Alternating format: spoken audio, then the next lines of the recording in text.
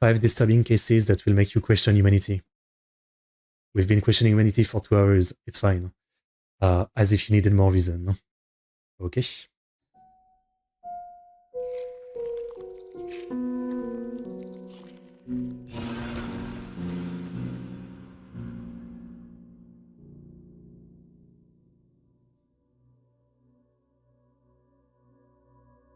In this episode, we'll be diving into a handful of lesser-known cases from around the world that are bound to make you question your faith in humanity. As if you needed any more I am reasons. every day, don't worry, don't worry. But before we get into them, a quick word from today's sponsor, Raycon. The holiday season. It's the best time of year to show your loved ones how much you care. It's hilarious to see how YouTube sponsors used to be like much more picky, you know. If you're aiming for something but now, practical, chances are they already own it. You've got like an earphone brand sponsoring your videos about like terrible, fucked up murders. I don't really care that much anymore. Raycon's everyday earbuds. They're versatile, reliable, and live up to their name. I use my pair every single day for editing, listening to music, and watching shows on my laptop. That's because their new and upgraded models come jam-packed with features. We're talking a 32-hour battery life and multi-point connectivity that lets you pair with 2 devices at once. Really? Raycon's everyday earbuds also come with active voice cancellation. I thought they were like just a few hours. It's a premium feature that's often hard to find at an affordable price point. That is, until now. Okay, but what's affordable though? The price of other top audio brands on the market, and sound just as amazing, if not better. How much is it? I'm loving these stylish protective case covers too. They're sleek, modern, and perfectly complement my earbuds. It's a fun way to express my personal style while also keeping things functional, because they also support wireless charging. I don't even have to remove the cover to take advantage of the Everyday Earbuds' new quick charge function. Go to buyraycon.com/masquerade to save big for the holidays and get up to 25% off site-wide. That's right, you'll get up to 25% off everything on Raycon's website when you go to buyraycon.com/masquerade. How much does that cost is my question. Let's see. They don't like putting the price, they always do that. Also, I see the site is tracking me because it knew I'm French. I don't like that. Okay. 50, 70, 80. I actually thought it would be like hundreds or something, but yeah. Most of it is under 100. I mean, you know, I always buy like $5 earphones anyway. They have cables, sure, but maybe one day. I've been saying for like 10 years, one day I'll get wireless earphones, and one day, you know, when I have money.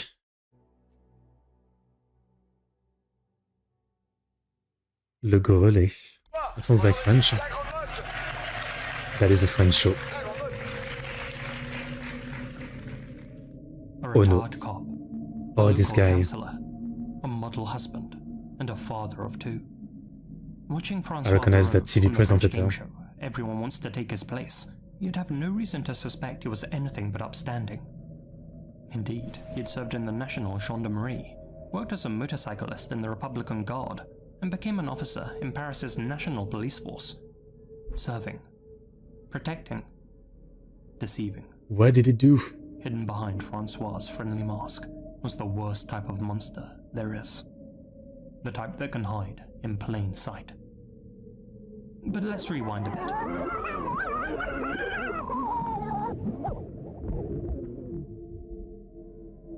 For decades, French authorities have been hunting an elusive serial killer known as Le Grelais. In English, the I've never heard of man. this.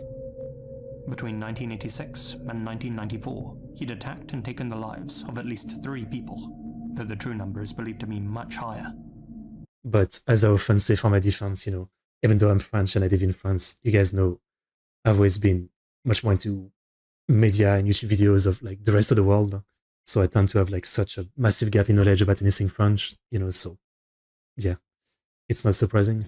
His first confirmed victim was 11-year-old Cécile Bloch, who So had he kills climbed from an kids too. elevator in her Parisian apartment building into a room in the basement. There, he slaughtered her and wrapped her up in a carpet.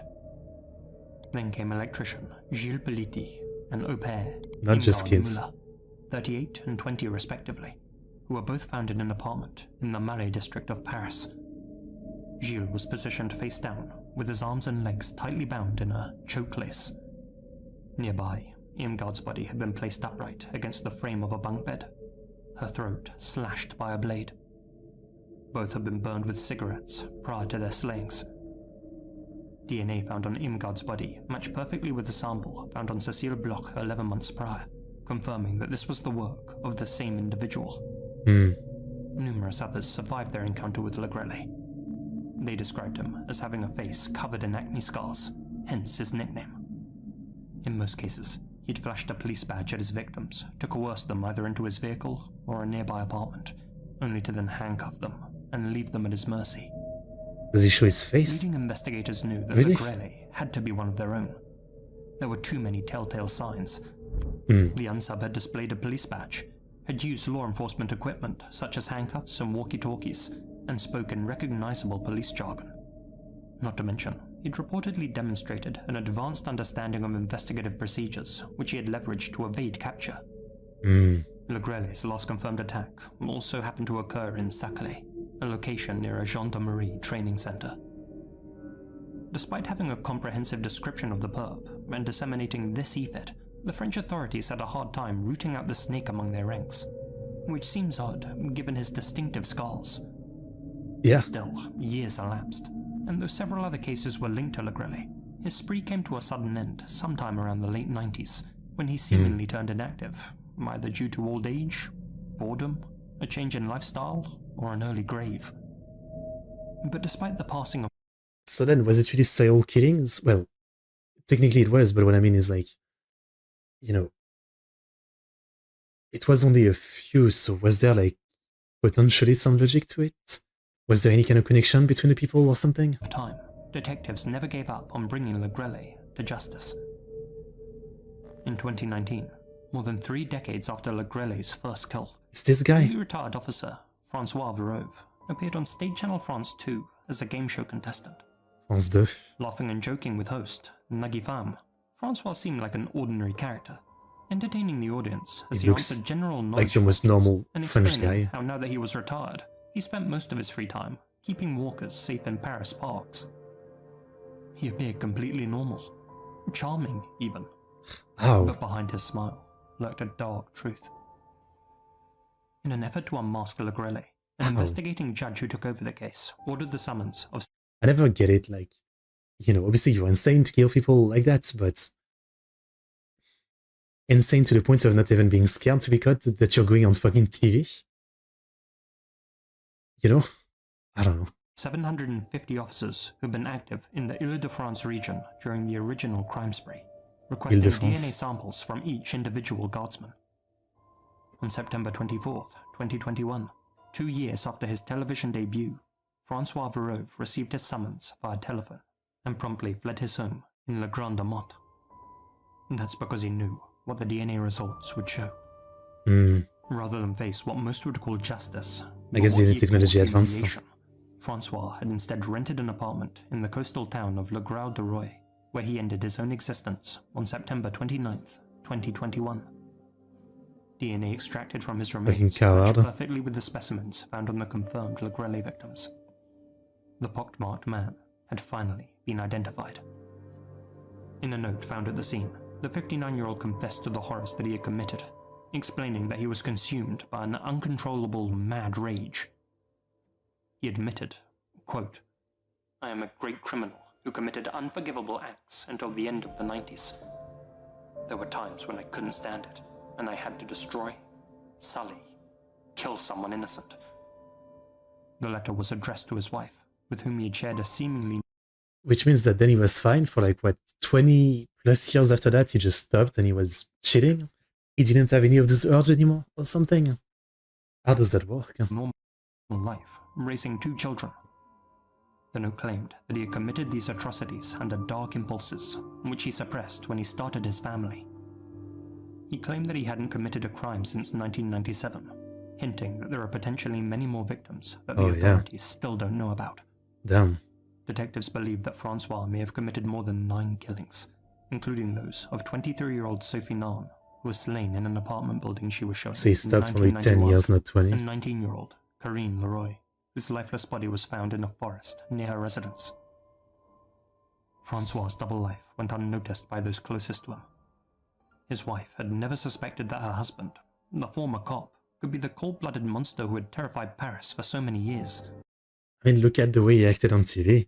If he was able to also act like that all the time to everybody, you would never think of it, you know? It seemed so normal. And,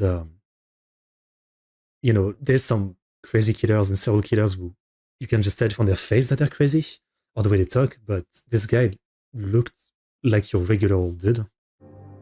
His friends described him as a That's the gentleman problem. to everyone, and never suspected he was capable of committing such atrocities, though they did admit that he could get angry easily.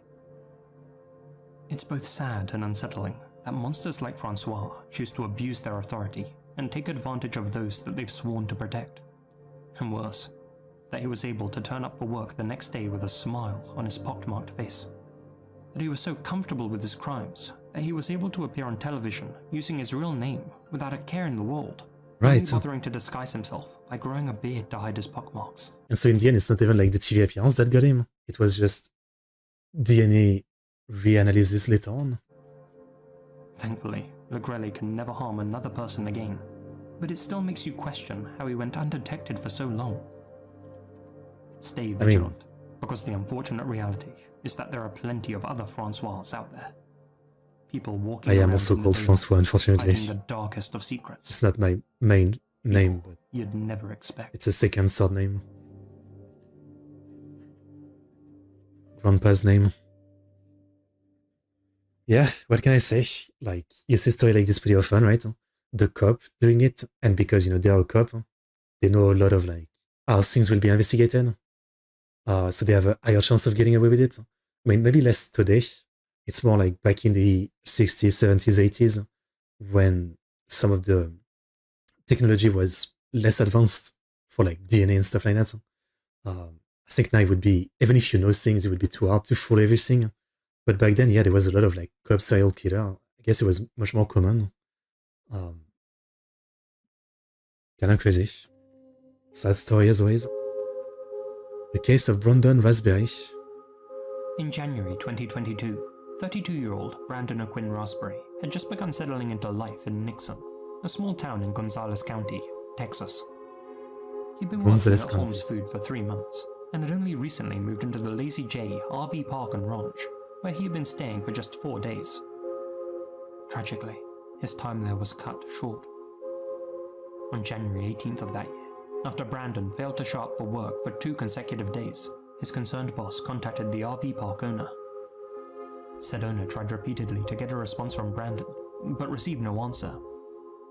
Eventually, they entered his motorhome, uncovering a grim scene. Brandon, sprawled out lifeless on his bed, with a small hole in his skull. Forensic Gunshots? teams meticulously searched the RV for evidence, sending crucial items to the Austin Crime Lab for analysis. Investigators also issued search warrants to trace Brandon's cell phone activity and any other devices nearby during the suspected time of the crime. An autopsy by the Travis County Medical Examiner revealed that Brandon had been shot in the head at close range. The report estimated that he had been dead for approximately 2 days before his body was discovered. In spite of these findings, investigators uncovered no leads. Brandon's killer seemed to have vanished without a trace. Fast forward to April 2024, over 2 years later. A troubling incident at the Nixon Smiley Independent School District unexpectedly reignited the case. An elementary student had threatened another child on a school bus, saying that he would end them. Alarmed, the school conducted a threat assessment and contacted law enforcement. When a deputy arrived to investigate, the situation took a shocking turn. Okay.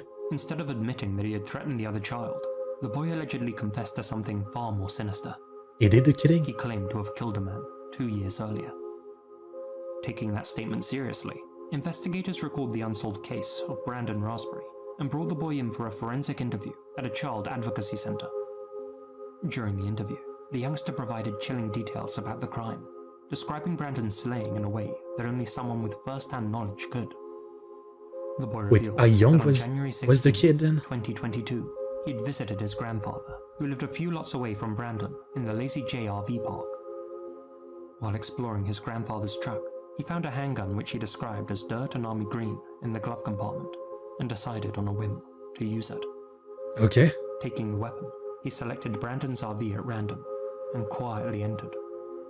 Inside, he saw Brandon asleep in his bed. Without hesitation, the boy tiptoed over and shot Brandon once in the head at point-blank range. Before leaving, he fired a second shot into the couch, then calmly returned the gun to the glove box of the truck. Okay. Perhaps the most disturbing detail was the fact that the boy didn't even know Brandon personally and had no motive for ending his life. When asked if Brandon had ever wronged him or made him angry, the boy simply replied, "No." He just wanted to see what would happen, what it felt like. How old is he is my question? On April 12th, I feel like that matters. investigators found that same pistol at a pawn shop in Seguin, Texas. Like, a lot of kids, and I don't know up to what age it goes, but they don't have like that concept of life and death as much, of like what it's like, for something to lose their life and all that. Not, saying this kid doesn't have some problem, but you know what I mean. The boy's grandfather had sold it. Forensic analysis confirmed that the gun matched the 2 shell casings recovered from Brandon's RV, proving that it was the weapon used to end his life. Due to the boy's age, only 7 at the time of the incident, he couldn't be charged with... Okay, yeah, okay. I mean, I'm still saying there's something wrong with this kid, but, the kid was 7. 7 fucking years old. Like, sure, there's something wrong for him to, like, want to get a gun to shoot someone, but also, I think that's definitely, like, under the edge where I would say, you're a kid, but also you should be responsible. Like, if he was 12, I'd think differently, maybe. Murder under Texas law, which holds that children under 10 can't be held criminally accountable. The child was placed in emergency psychiatric detention for 72 hours and later taken into custody for making a threat on the school bus. Insane, though. Insane. It's really one of those things, yeah, like, like your parents, the teacher, they might tell you about life and death and how you don't hurt others and stuff like that. But I think a lot of, kids, you don't really like understand maybe until a certain age, until you've actually lost a pet or lost someone in your family, and or maybe in stories you're finally like getting the concept and how important it is. For me, I always tell that story of like when I was young, one time there was like a lizard, and I was trying to grab it, and I accidentally grabbed his tail, and it's the type of lizard that like detach their tail. So I pulled his tail and it just came off, and instantly my gut dropped, right? I was like, I'm so sorry. I was like really panicking about it because I thought I had really hurt the thing. I was just trying to like grab it to look at it or something. And, I think that was maybe like one of the moments where I really like understood, like don't hurt other creature or something, even though technically, lizard tail grows back. But that was like one of my moments. I don't know if I have a moment about like death like that, where I thought, yeah, I don't want to kill people or to see people die or something like that. But I'm sure like, most people, it might be 5, it might be 8, it might be 10. It's like there might be some point when you're young at that age where like you finally really understand the concept rather than just being, told it. You finally actually internalize it. So when you're 7, yeah, I don't know. I don't know if at 7 I really got the concept. Like maybe his parents would let him like, I don't know, play violent video game or watch violent, shooting shows or movies, and he got inspired from that. Yeah. That's probably what it is. And he just didn't get the concept. It's sad. Zulfaran Osman Zulkarnain. Zulfaran Osman Zulkarnain was a young Malaysian man who had dreamed of serving his country from a young age, and after graduating from secondary school, took his first step toward achieving that goal by enrolling at the National Defense University of Malaysia in Kuala Lumpur. I think I know this case, maybe. His mother, Hawa Osman, had expressed concerns about his decision. Her reluctance stemmed from challenges that her late brother had faced during his I've read about it, and horror stories that she had heard from other young recruits. It is what it is, yeah. Hazing. Despite this, Zulfaran pursued his dream, making That's sure to what it stay is. in regular contact with his family to put their minds at ease. In his 3rd year, though, something happened.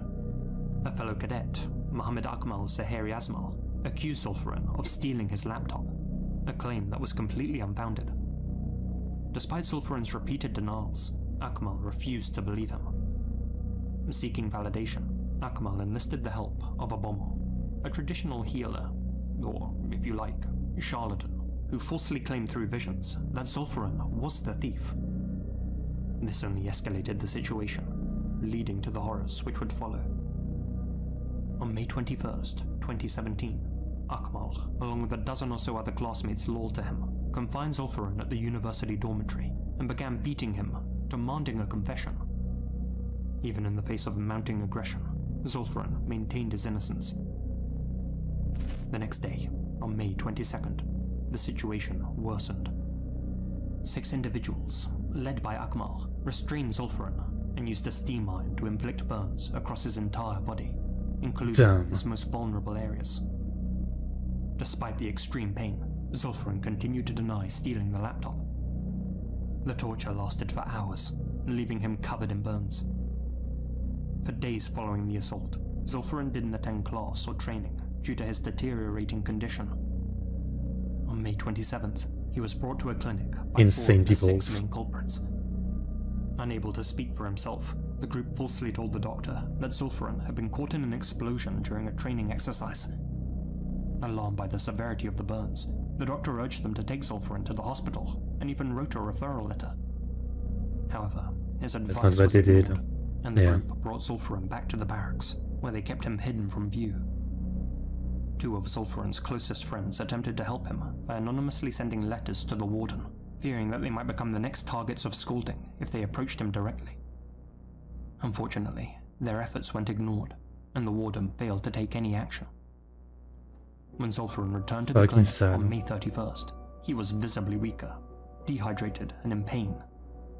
Accompanied this time by Akmal and one of his accomplices, he refused to go to hospital, likely under threat of violence, and only asked for his wounds to be cleaned and bandaged.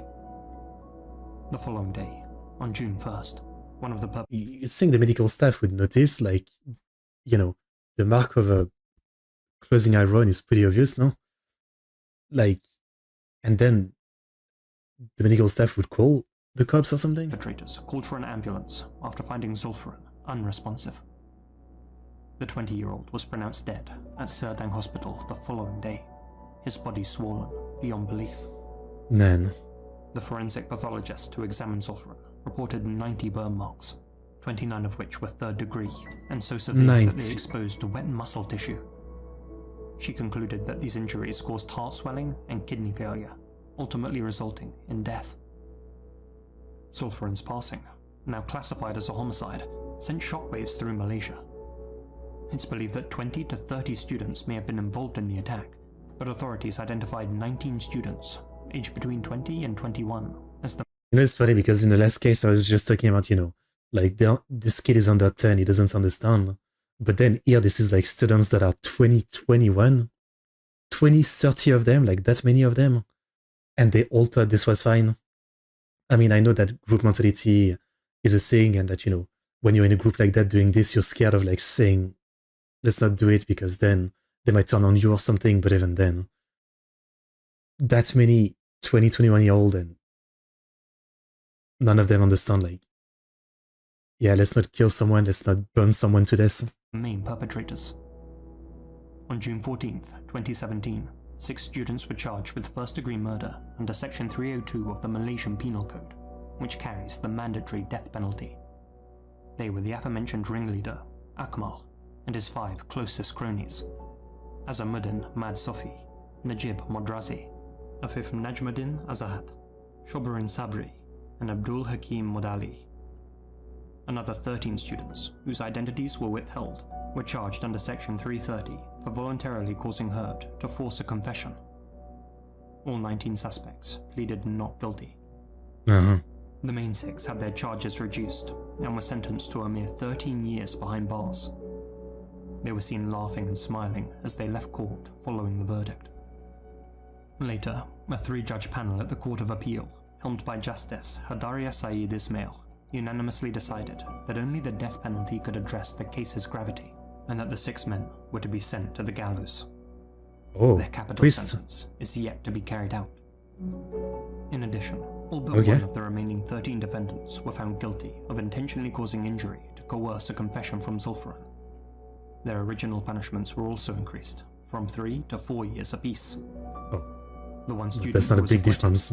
Akmal Akif was one of Zulfiran's closest friends and had been one of the 2 cadets to send a letter to the warden. The other suspects had learned about the letter, and, holding a grudge, falsely implicated him in Zulfiran's slaying. After a long ordeal, Akmal was able to prove his innocence and was finally released in 2019. Human rights groups continue to campaign to save the lives of the 6 condemned men. In response, Zulfiran's parents condemned their advocacy for leniency. Life in prison, yeah. I guess I'm always like I've never been sure what I think of the death penalty. But yeah, in the end, just life in prison is enough. As long as there's no bullshit where, eventually the case is re-examined or something and suddenly they get out or something. Accusing them of failing to acknowledge the inhumane torture inflicted on their son, while championing mercy for the perpetrators. They also declined to meet the families of the convicted, stating that it was too late for apologies, seeing how no apologies were offered during the trial. The incident, of course, affected his family immensely, so much so that none of them can even look at a steam iron, let alone use one. Yeah, Zulfiran's story remains a powerful reminder of the devastating consequences of unchecked cruelty, especially in institutions meant to foster discipline and camaraderie, where herd mentality can quickly take over. The National Defense University of Malaysia has since gained notoriety, with it now colloquially being referred to as the Hell School. Yeah. It's really the kind of thing that I just don't get it, Like, I imagine myself if I was like in a street with a crowd of people and they were, just burning someone.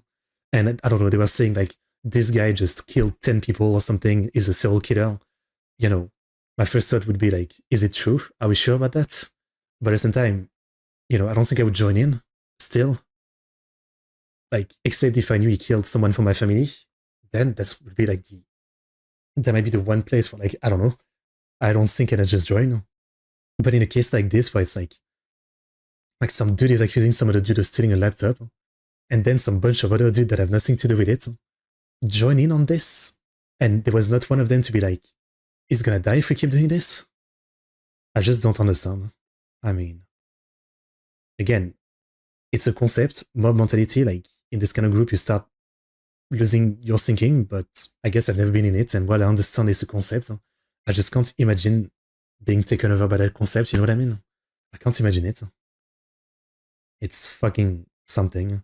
And you see stories like this all the time, military, academies, orphanage, fraternities in schools, this kind of thing. It's just, I don't get it.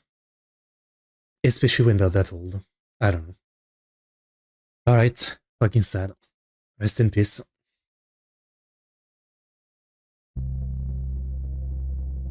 Thomas Kwan.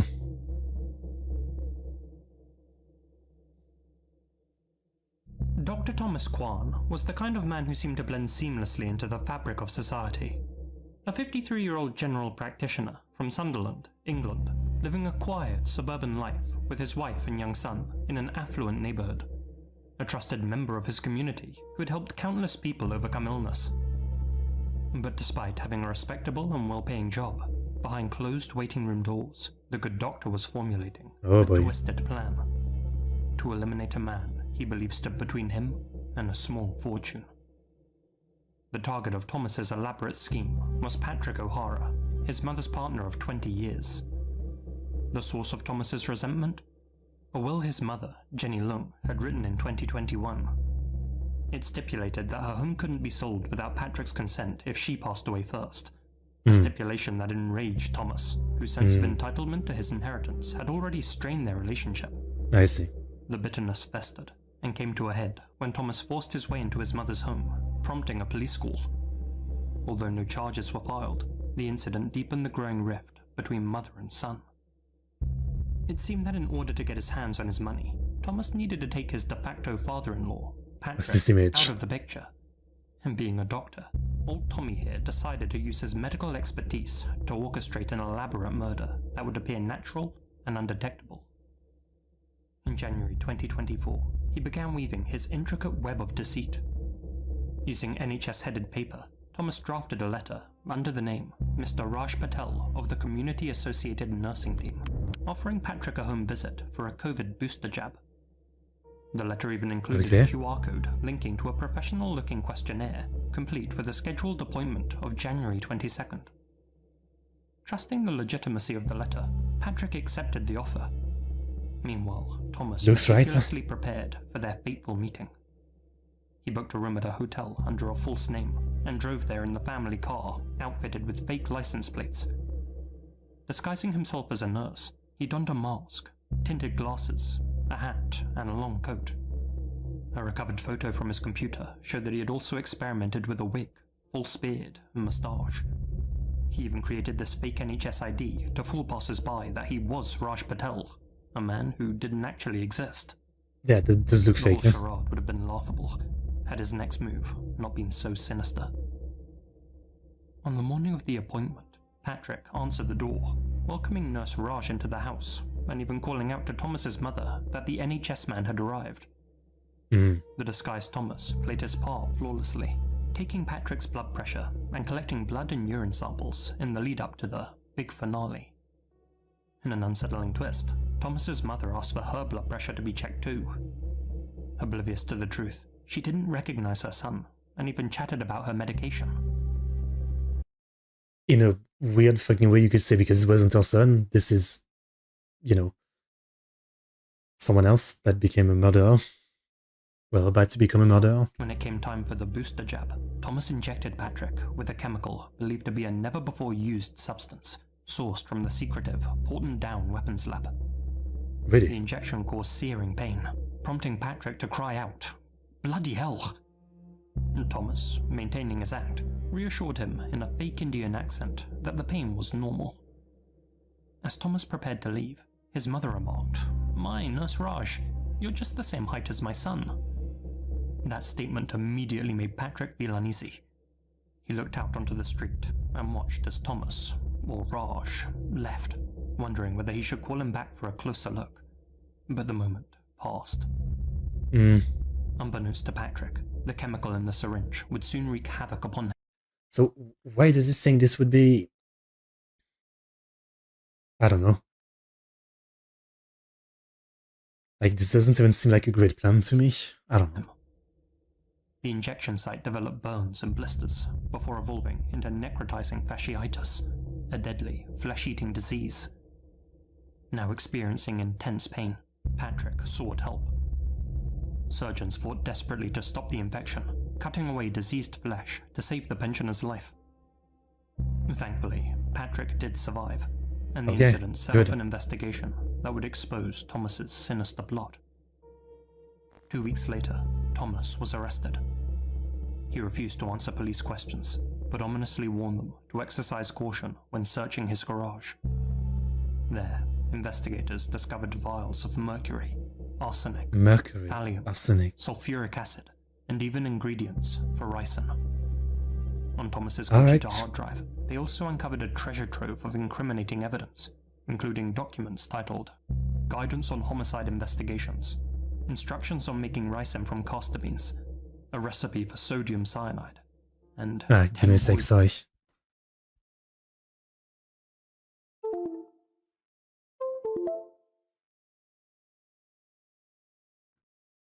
I'm gonna Google how to kill your camera because it pisses you off. Used to kill people. Police later discovered that Thomas had installed spyware on a computer at his mother's home, enabling him to monitor emails, internet searches, and even film the couple as they used it. Like, he went that far, and yet his plan was so basic and so easy to be found out.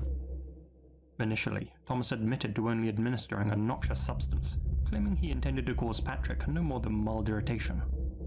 Blinded. However, as the prosecution's case unfolded, it became clear the evidence against him was overwhelming.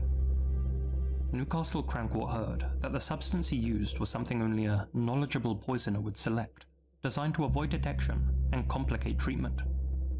After hearing the opening arguments against him, Thomas changed his plea to guilty in hopes of leniency. He was sentenced to 31 years and 5 months behind bars. Why The not revelation of life? Thomas's I double never life get it. stunned those who knew him. To his patients and neighbors, he was an unassuming family man living on the edges of a quiet estate. Yet beneath the surface, he harbored a cold, calculating nature that led him to plan the slaying of a man he deemed an obstacle. Thomas Kwan's story is a chilling reminder of how greed can corrupt even those in positions of trust, leading an I'm gonna say it's very likely we're missing some of the story. Not that it justifies any of it, but I feel like in this kind of videos, there's probably like a lot of pieces missing, especially when the person themselves don't really confess too much. Like, there must be a lot more to the story between him, his mother, and the guy. Again, not that it justify it, but, you know, there must be a lot more, and maybe a lot more to his own life, and, I don't know, failures, and not enough money, and I don't know, there must be a lot to it, that you can pile on the reason that led him to this. Because right now it seems like a little sin. Just, he was jealous that he wouldn't get the house after his mom dies and something. Like, I'm sure there's more to it. But fair enough. otherwise respectable GP to break his Hippocratic oath and become a would-be killer. Though thankfully, Thomas And he still wasn't the fucked it monster up. he thought Good. he was. He really is a fuck up. But at least this one is nice because no one died.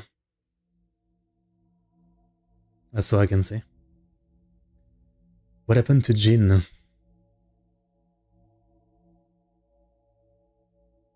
This next case was brought to my attention by the undisputed king of Asian true crime write-ups, Moondog151 over on Reddit, whose breakdown of this case was an invaluable resource. On February 23rd, 1969, 14-year-old Japanese student Jin Shoyama was sitting on his porch in Sasebo, Nagasaki Prefecture, working on crafts for school. It had been something of a busy Sunday, with Jin desperately trying to get some work finished before the start of the school week. After hitting a brick wall, he went inside and told his family that he was heading to the Tamiya department store to buy some more materials. Jin quickly put on his Hanazono Junior High School uniform and cap, for even though it was the weekend, like many other Japanese students of the era, Jin had a deep-rooted sense of school pride. He set off out the door at approximately 2 p.m. I can't imagine that. His family would never see him again. Hours later, at 6:30 p.m., a man appeared at the Shoyama household, holding Jin's cap. Without hesitation, he stated, "The owner of this hat stole my money." The man was a complete stranger to the Shoyama family, and due to Japan's strict privacy laws, his name has never been made public. So for the purposes of this video, I'll be referring to him as Tanaka. Tanaka, who claimed to be a clerk at a dry cleaner's, John described his Tanaka. encounter with Jin earlier that afternoon. At 3:30 p.m., he claimed to have seen two boys struggling to free their bike after its wheels had gotten stuck in a gutter. Being the good Samaritan he was, Tanaka took off his jacket, neatly folded it, and placed it by the roadside before lending the youngsters a hand. While helping them, he said that one of the boys snatched his jacket and fled the scene, and the other ran off behind him. According to Tanaka, inside one of the jacket pockets was 460,000 yen. That's much. Adjusted for inflation, that would have been between 10 and 12,000 US dollars today. He of course pursued the boys. What you're doing with that in managing to grab cash? Jin's cap before they escaped. Using the name inscribed on the cap, he tracked down Jin's family and demanded compensation. But for obvious reasons, they couldn't and wouldn't pay. He left in a huff shortly thereafter. The encounter left Jin's family puzzled. The accusation seemed entirely out of character for Jin. His report card noted that he was a serious and quiet young man who served as a discipline committee member and who was trusted by all his classmates. In their mind, he would have chased down his friend and made him give back the jacket.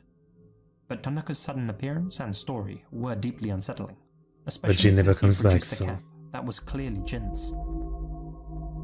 By the next morning, Jin still hadn't returned home. What had arrived was a letter addressed to his father. That letter, postmarked the night of Jin's disappearance, read as follows. Dispensing with preliminaries, I'm sorry for worrying you. One of my bad friends made me steal the money. There was more than 400,000 yen in there, but I only received a little. Please tell school that I'll be absent for a while until I sort myself out. I'll return home soon and apologize. Please don't come looking for me. Jin. It's probably like the guy was a criminal because I don't know, was working with that much money, especially back then, maybe I would say. So, but then the thing that I find weird is like, did he just decide to kill two random boys? Or did he kidnap them for hope of ransom? Or is it true that one of the friends tried to steal the money and that's why he killed them? And then he thought, might as well try to use that as an excuse to extort money from the family. But now he's like changing course again and writing a letter to try to make it seem like, Jin is alive, but he just ran away. Man, I'm sus of the guy. While the letter matched Jin's handwriting, his family found it extremely suspicious, and, concerned for their son's safety, finally contacted the police. Yeah, it's time. Instead of dismissing the case as a runaway incident, though, the authorities agreed that something was amiss. Okay, Experts that's rare. confirmed that the handwriting matched Jin's. Given the complexity of Japanese written characters, people's handwriting is far more idiosyncratic than in languages based on Latin script, and faking someone else's style enough to fool their family is no small feat. Yeah, okay. However, they did note some irregularities. The letter had been written both too neatly and too formally, using kanji combinations that Jin would have never used. He was For told what to example, write. Zenryaku, which is how one begins a short letter, and roughly translates into dispensing with preliminaries. It's a complex set of kanji that Jin likely wouldn't have written. They also noted how he had used hiragana to write much of the letter, including his own name. Hiragana is much more simple to write than So the guy wrote the big kanjis, and then he made him write the rest in hiragana? kanji, and could easily have been a sign that Jin had written the letter while frightened and under duress. Sure that Jin's life may be in mortal peril, the investigators turned their attention to Tanaka, the man who had accused Jin of theft. A quick background check confirmed that Tanaka was indeed a 24-year-old employee at a local dry cleaners. However, detectives learned that he had been released from $12K on himself as a dry cleaner. after serving 2 years. Tanaka's criminal history raised doubts about his story, including how he had obtained such a large sum of money and why he was walking around with it in his jacket pocket. He claimed that he had hidden the money under his parents' floorboards before his incarceration, a claim that his own family denied. Tanaka's story had other inconsistencies too. For instance, he led police to the location of the alleged theft, but no witnesses, bike tracks, or other evidence supported his version of events. The idea that Jin and another boy could have known about the hidden money in his jacket also seemed implausible. Yeah, Speaking obviously. of the other boy, none of Jin's friends said that they met up with him that afternoon, and no other children in the area had been reported missing. The police began suspecting that Tanaka may have randomly picked Jin off the streets to hold him for ransom. A large-scale search was quickly launched, composed of 50 investigators, Jin's family, teachers, classmates, and volunteers, all combing through Sasebo's streets, alleys, and surrounding mountains. Yet no trace of the missing student was found anywhere. Tanaka was subjected to a polygraph test, one which he passed with flying colours.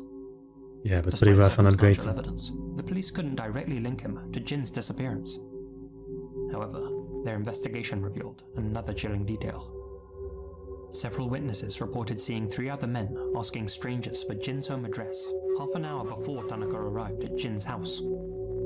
The police theorized that these men were likely accomplices, possibly friends Tanaka had made while behind bars. But this new information concerned investigators. This group of kidnappers could have easily just asked Jin where he lived, so why were they out searching for leads? Either Jin refused to tell them, or, more worryingly, It could mean that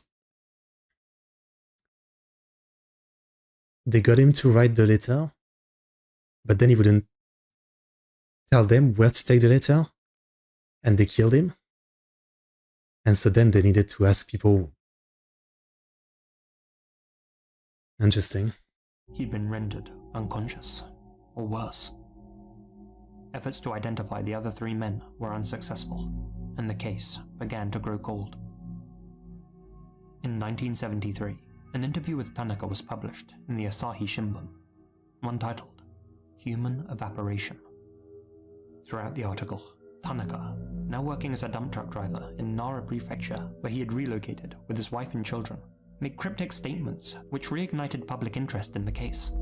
Idiot. When asked about the origin of the money, But good. he responded, "It would be disadvantageous if I told you, but I suppose I'll probably have to reveal that someday." Okay. When asked how the boys would have known about the money hidden inside his jacket, Tanaka admitted, "Yeah, you couldn't see it from the outside. Come to think of it, that is strange." When asked about What kind of brain dead moron is that?